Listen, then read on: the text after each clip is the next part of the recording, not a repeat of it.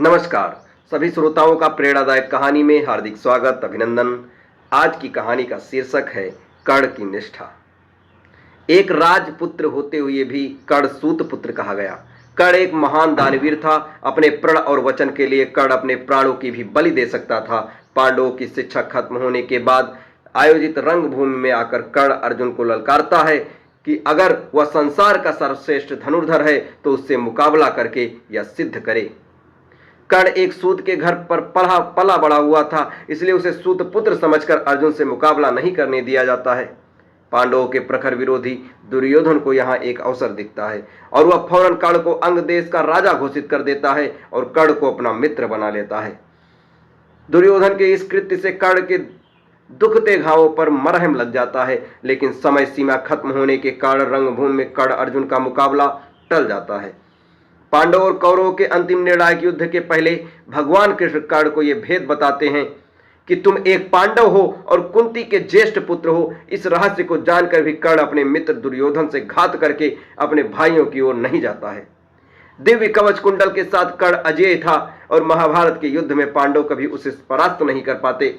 अतः इंद्रदेव उसे सुबह स्नान के समय ब्राह्मण स्वरूप आकर पाकर कवच कुंडल मांगते हैं। पिता सूर्यदेव द्वारा दिखाए गए स्वप्न से कर्ण को यह बात पता चलती है और यह ज्ञात होता है कि इंद्रदेव उससे रूप बदलकर कवच कुंडल मांगने आएंगे।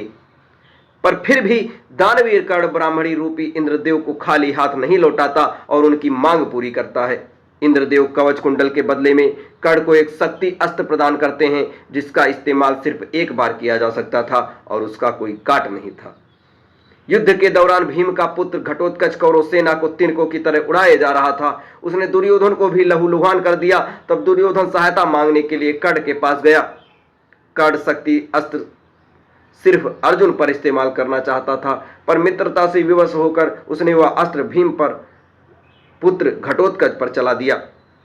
भीम पुत्र घटोत्कच पर जब वह अस्त्र चला तो और उसका घटोत्कच का वहीं पर अंत हो गया और इस तरह अर्जुन सुरक्षित हो गया।